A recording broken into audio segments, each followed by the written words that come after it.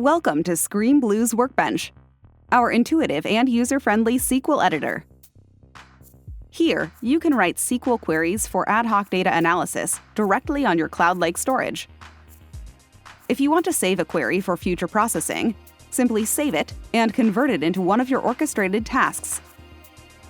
Although SQream Blue does not manage data internally, the Workbench treats your open-source files as tables and schemas within a database. Let's delve deeper into the Workbench's features. Left menu.